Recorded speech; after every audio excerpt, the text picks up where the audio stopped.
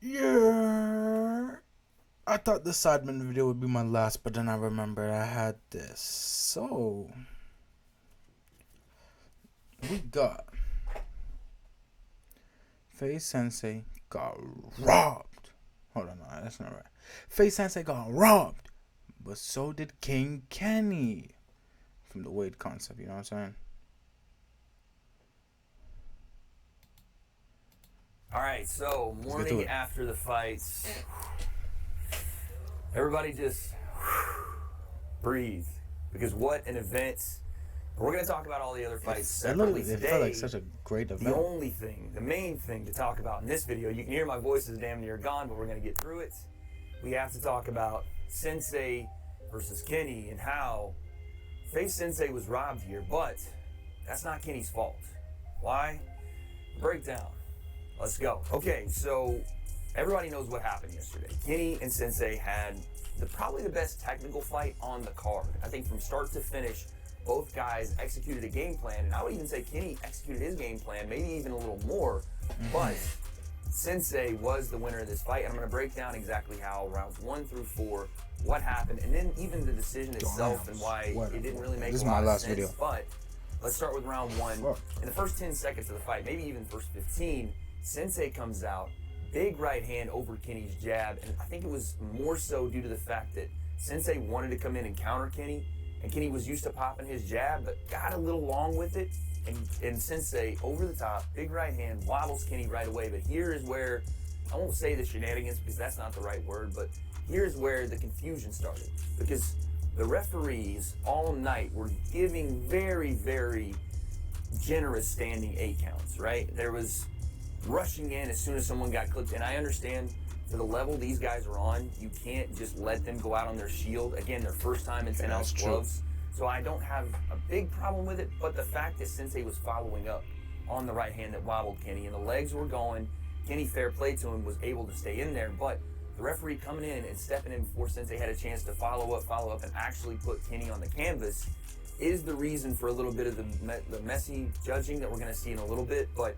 there's a standing 8. Right hand, Kenny eats it, his legs go wobbly, but he recovers. Now, what I was told was that Kenny wins the rest of the round, so this makes this round a 10-9. I watched the round again, and I don't see how Kenny wins the rest of the round going away. If you tell me that Tyson Fury won the rest of the round against Deontay Wilder in their first fight after he got hit with the nuclear right hand and the left hook, and he got off the canvas like Undertaker, and he came back and was flurrying and throwing big shots on Deontay, I would believe you. But what we saw from Kenny the rest of the round was a couple of jabs, and 1 or 2 of those were already parried by Sensei.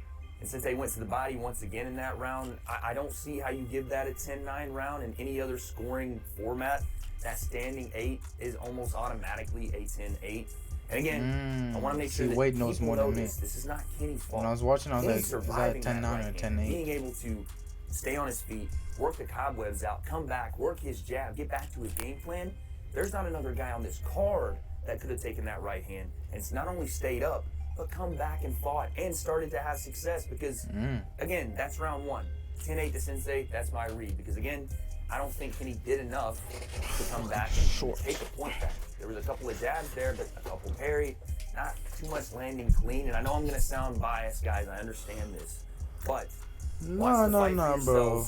Be honest with yourself. Wade, you're very professional, bro, so I'm not He doesn't need gonna... me to do that. This is me giving you guys objectively what I see when I watch this fight. But this is what I'm talking about when I said Kenny has a heart of gold. He can come back from this right hand. Even if it's his boy. 2, Kenny wins the round.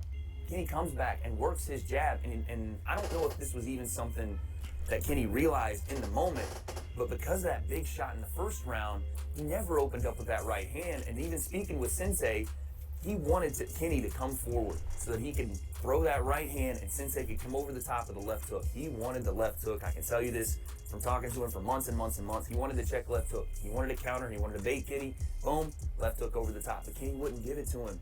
It was all jabs, all jabs. And again, Kenny shortened his jab a bit.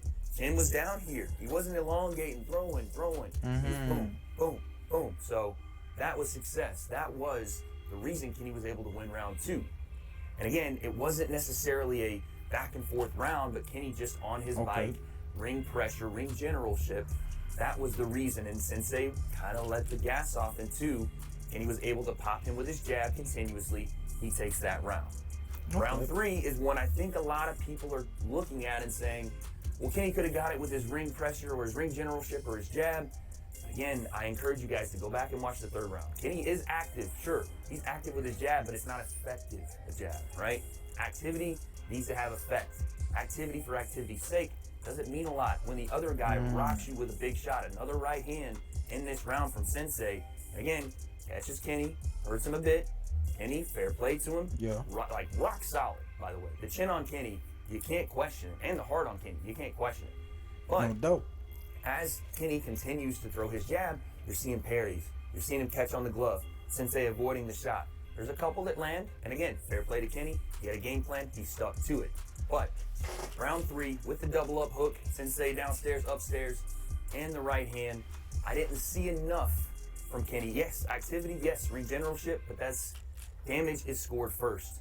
I touch first, right? You touch, I touch. That's how boxing is scored first. The ring generalship and activity, those things come later when the activity falls from both guys. And Sensei did, but in this round, it's a clear one to me. Sensei with the damage, Sensei landing more clean shots in that round. Kenny, yes, the activity, and again, the pressure, but not enough, in my opinion, to give him the 3rd. That one goes to Sensei. Now, number 4 is a pretty important round, and number 3 was important for Sensei more so than he knew. And again, if this thing, and we'll talk about if he's going to get it overturned or whatever in a second, if that's the case, they're going to look at number 3. But number 4 was big for Kenny because this round was a lack of activity from both guys, right? Sensei, I think the one thing he'll look at this, if he's honest with himself, and go back and say, I wish I was more active. I wish I stuck to that mantra of going and having a war. But it's easy to say, but harder to do when Kenny is popping that jab. Sensei tells me after the fight, he's got a great jab. I couldn't get by it. And because he wouldn't unload the right hand, it wasn't like he was giving a lot of openings for me to go and counter off, right? So Sensei was having real trouble with that jab, and I think anybody else on the card, Kenny beats with that jab, you know? So round 4, Sensei, Kenny, not a lot of activity, but Kenny with the activity, with the pressure that we talked about in the previous rounds, this time it was more effective because Sensei wasn't firing back. So you can even see this going to Sensei just because there was a couple jabs and then the flurry late for both guys, but I think Kenny sways the 4th with the jab, with the activity, with the pressure, keeping center of the ring, which was another big thing that Kenny did all night that Sensei could not get around. He kept center ring. He kept his foot planted in the middle and didn't let Sensei push him back except for the big explosive moments from rounds 1 and 3 and a couple times where Sensei would pop his jab a couple. But round 4, let's go with Kenny. Again, you can have an argument for Sensei there and being 3-1. I saw it 3-1 the first time I watched it. I can see it being 2-2, but the 10-8 round in number 1, it has to go to Faze Sensei. You can give it 39-36. Again, that's if you want to go 3-1 to Sensei. But I think the proper score here, 38-37. Sensei with a 10-8 round in 1. Sensei on round 3. Kenny in 2 and Kenny in 4. That's what I think the proper score would have been. Now, let's talk about the judging. Not only has this happened again to someone that Kenny's fought, but it's happened again to Kenny. And I don't know if you guys heard the scorecards read. It was 39-37, 39-38, and then a draw. That's a majority decision to Kenny. That means 2 judges saw that somehow after that first round, Sensei doesn't get a 10-8. I don't understand that. And how you go 39-37 after that means that Kenny would have won the next 3 rounds. And you're going to have to explain to me how Kenny won all 2, 3, and 4 while only giving Sensei a 10-9 and 1. The draw was probably, if you're going to judge it and give the 10-9 after Kenny supposedly comes back and wins the rest of round 1, okay. But this was the wrong choice. This was the wrong decision, flat out. And this is why I say it's not Kenny's fault, because Sensei was not upset, right? I was more upset at ringside. I'm sure we have footage of it. And a lot of people were online, but none of this is Kenny's fault. Sensei didn't get his win, and that's on the PBA, that's on the BBBC. They're going to have to go and figure that out. And I've heard from Sensei's team, they are going to appeal cheese, bro. I didn't even see that. There. But that for people long ass neck, way. His fault, because Sensei was. You know who Wade looks like? I was more upset at ringside. I'm sure we have footage of it, and a lot of people were online.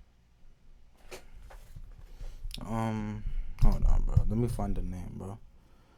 Wade, bro. You look like this person, dog.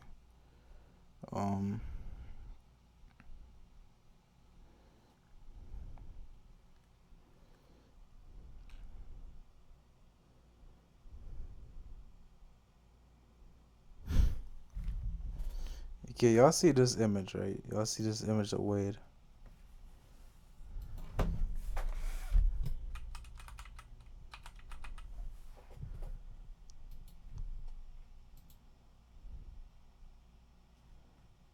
Come on, man. Come on, man. Come on, man.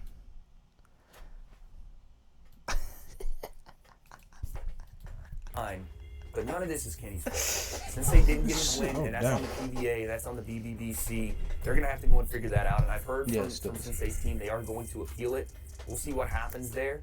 But for people, and this is what bothered me, this is what I really want to talk about. For people to go at Kenny after this win, I said it the last time too, and I don't know what is going on with people online, but you guys have to realize both these guys put in months and months of hard work. Before we filmed the breakdown, watching Sensei get on camera and just the fatigue in his face and in his voice, you guys don't realize the work that goes into this stuff. And I know it was on Kenny's side too, because look at the shape he was in. Look at the mindset he was in. I saw it all week at the hotel. They were switched on. And I'm guaranteeing you this, nobody else that fought Sensei last night was taking that right hand, was coming back and winning rounds. Kenny took 2 fights, temper, Sensei, that no one wanted. No one wanted Sensei. Without Kenny, Sensei doesn't get a fight on this card. All right, so morning after. What the fuck? Sensei doesn't get a fight on this card. So let's pump the brakes with the blaming Kenny for how he celebrated a win. It's not his fault. The guy thought he won because the people that judged the fights said he won. His team celebrated because they thought they won. There's nothing wrong with that.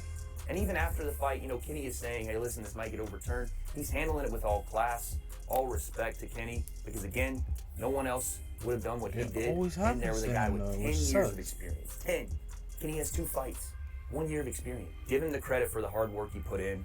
Give Sensei the credit for the hard work he put in as well. That's my brother. I love him to death. It was so hard to not remain, or to remain unbiased this whole time. And maybe I didn't as much as I wanted to. And if I didn't, I apologize to Team Kenny and all those guys over there, because I respect the hell out of Daly, Kenny, Leon, obviously, and Calvin, all those guys, respect for them. Both guys worked hard, but this was not the right decision. Sensei gets robbed, but it's not Kenny's fault. What happens next for both guys? I think Sensei might be done. I think Kenny might just be getting started. But I guess we'll find out. Yeah, bro. Sensei should have won, but I don't. If someone tells you you won, you can't be mad at them for thinking they won, bro. So, but shout out to both of them. That was actually a good fight. Like, it's obviously a slower paced fight, but they're walking each other down, bro. They're trying to play that game of chess. So, yeah, man, that's what it is. Wade Clements, cool. What the fuck was the nigga's name? Whatever, bro. You're my hero villain, bro.